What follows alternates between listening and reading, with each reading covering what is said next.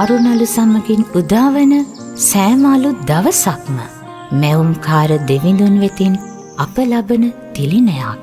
ඒ සෑම දවසකටම ජීවමාන දේව වචනෙන් අපට පණිවිඩයක් තිබෙනවා.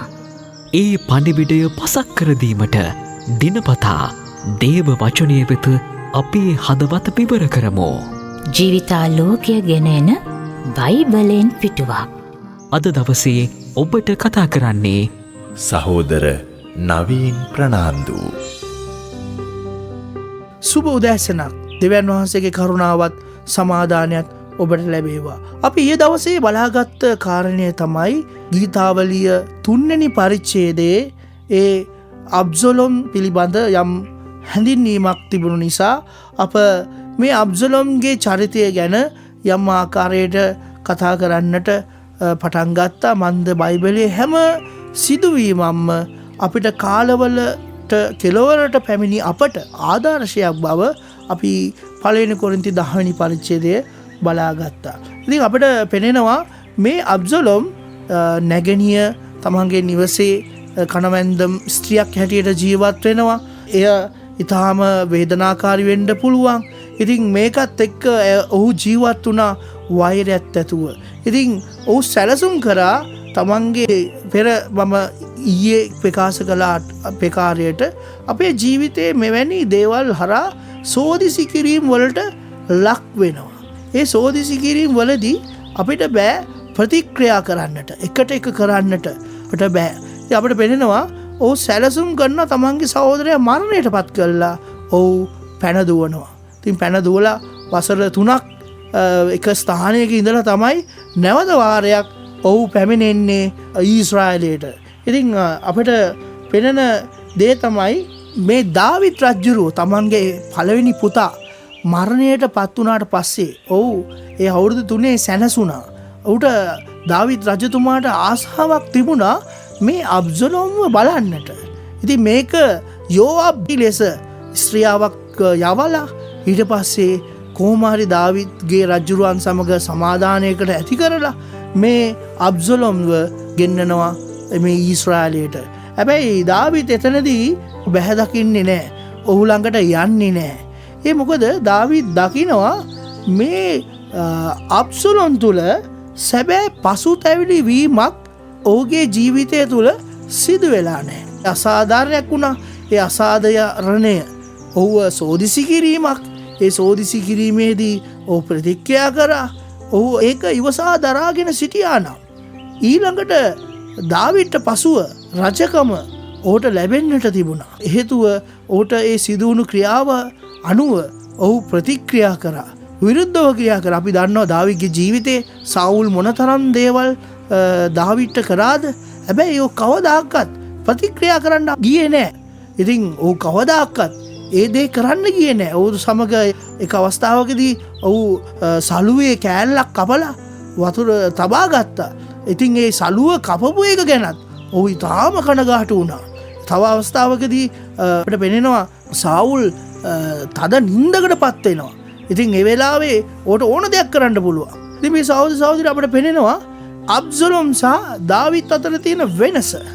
ඔහුට අසාධාරණකම් වුණා. ඔහු හෙල්ලෙන් 3 වතාවක් මරණයට පත් කරන්න උත්සාහ කරා. නමුත් ඔහු ප්‍රතික්‍රියා කරන්න ගියේ නැහැ. හැබැයි අපිට පෙනෙනවා අබ්සලොම්ට ඔහුට තිබුණ අවස්ථාවක් තමන් කරපු දේ ගැන පසුතැවිලි වෙන්න. ඔහු වරදක් කරා, මගේ සහෝදරයා මරුපු එක වැරදි කියලා කියන එක ඔහු හිතුවේ නැහැ. ඉතින් මේක ඊටාම භයානක තත්වයක්. මේ මොහොතේ ඔබ දැන් කර යුත්තේ එකම දේ තමයි ඔබ පසුතැවිලි වෙන්න. ඔබ පසුතැවිලි වෙන්න. අපිට පෙනෙනවා දාවිත් රජුරෝ ඔහුව බැහැ දකින්නට ආවේ නැත්තේ.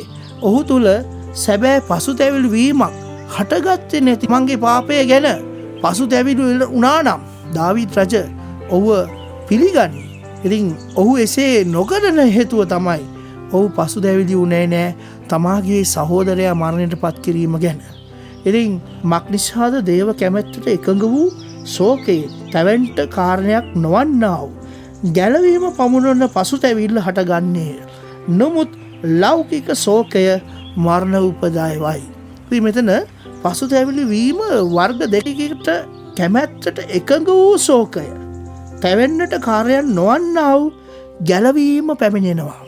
ඉතින් අපට මේ සම්බන්ධව චරිත දෙකක් අලු ගිසිමේ සොයා ගන්නට පුළුවන්. ඒ තමයි ප්‍රේතුස් වගේම යූදස්කාරියොත් යේසුස් වහන්සේව රිදී මිල 30කට පාවලා දුන්නා. ඉතින් ඒ දෙකම වරද දෙකම ගත්තොත් අපිට එක හා සමානයි. නමුත් අපිට පෙනෙනවා මේ යූදස්කාරියතුත් පසුතැවිලි නියම පසුතැවිල්ලක් පැමුණුනේ කාටද? ප්‍රේතුස්ට. ඔහු සැබෑ ලෙස කනගාටු වෙලා අඬලා වැළපිලා අඬමින් තමයි ඔහු ගියේ. ඉතින් ඒක ඔහු ගැලවීමට පැමුණුවා. හැබැයි මේ යූදස්කාරියොත් පසුතැවිලි වුණා. හැබැයි ඒක ලෞකික ශෝකයක්. ඒ ශෝකයෙන් මොකක්ද ඔහුට පැමුණුනේ? ඊට පස්සේ ඔහු ගිහිලා බෙල්ල වැළදාගත්. මේ අබ්සලොම්ට ඔහු සැබෑ දේව කැමැත්තට එකඟ වූ ශෝකයක් ඇති වුණා නම් ඔහු ගැලවෙනවා. ඔය වරදෙන් ගැලවෙන අපිට පෙනෙනවා මෝසෙසුත් සේවයට ඉස්සෙල්ලා මිස්රයෙක් මරණයට පත් කරා. අබ්සලොන්ට අවස්ථාවක් තිබුණා පසුතැවිලි වෙන්නට. නමුත් ඒක ඔහු පවත්වපු නැති නිසා, ඒක කරපු නැති නිසා තමයි මේ දාවිත් ඔහුව මුහුණ තුළ සිදුවුණු නැති නිසා. එහෙනම් ප්‍රිය සහෝදර සහෝදරිය, මෙතනින් ඔබට මට කාරණා කීපයක් උගන්වනවා. එහෙනම් අපි පසුතැවිලි වීම දෙවියන් වහන්සේගේ කැමැත්තට එකඟව වූ පසුතැවිල්ලක් ඔබ වෙලා තිබුණාද? එසේ ඔබ කරනවා නම් ඔබට ගැලවීම ඔබට ලැබෙනවා. ඒකයි අර 2 කොරින්ති 7 වෙනි පරිච්ඡේදයේ 10 කියන්නේ. එසේ ඔබ පසුතැවිලි වුණා නම් එනම් ඔබට ඒකෙන් ගැලවෙන්නට පුළුවන්. දෙවියන් වහන්සේ නැවතත් ඔබව උන්වහන්සේ වෙතට අරගෙන නැවතත් ඒ වැටුණු තැන්වලින් ඔබ නැගිට්ටවලා ඔබ දූවිලි ගසලා ඔබව නියම ස්ථානයට ඔබව ගෙනෙනවා. හැබැයි සැබෑ පසුතැවිලි වීමක් නොවි අයියෝ මේ වර්ධ නිසා මගේ නාමයට කැලලක් ඇති වුණා, මට අවනම්බුවක් වුණා කියන තුලින් ඔබ ශෝක වෙනවා නම් ඒක මරණයට පමුණුන. අපිට තේරෙනවා ඔහු ශෝක වුණේ නැහැ. ඔහුගේ ජීවිතය ටිකෙන් ටික ඔහු පල්ලයට ගමන් කරන තත්වයකට පත් වුණා. ඉතින් මෙතන අපිට පෙනෙන දේ තමයි මේ දාවිත් අබ්සලොම්ව මුණ ගැසෙන්නට ගියේ නැහැ. එහෙනම් මෙතන ඔබට මටත් තව පණිවිඩයක් දෙනවා. යම් කෙනෙක් වරදක් කළ විට අපි ක්‍රියා කරන්න ඕන විදිය අපිට අවශ්‍යයි. යම් කෙනෙක් වරදක් කළ විට එය ඉතා නරක වරදක් නම් අපි ඔහුට පසුතැවිලි වෙන්නට අවස්ථාවක් දී යුතුයි.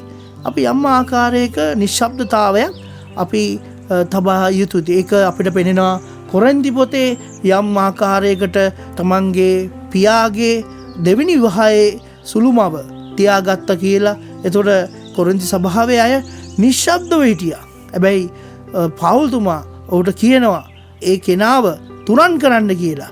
එවැනි තත්ත්වයකදී ඔහුව ඈත් කරලා තිබීම කන්නකොටගෙන දෙවෙනි කොරින්ති පොත ලියනකොට අපිට පෙනෙනවා මේ පුද්ගලයාව නැවත සහභාගීකමට ගන්න කියලා. ඒ මොකද ඔහු සැබෑ පසුතැවිලි වීමකට ඔහු පත් වෙලා තිබුණා.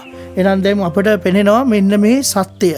යම් කෙනෙක් වරදකට වැටුව විට අපි නිශ්ශබ්දතාවයේ තුලින් ඉන්න විට ඔහු සැබෑ පසුතැවිලි වීමකට පැමිණෙනවා. ඉතින් ප්‍රිය සහෝදර සහෝදරිය, දෙවියන් වහන්සේ ඔබට ආශිර්වාද කරනසේක්වා.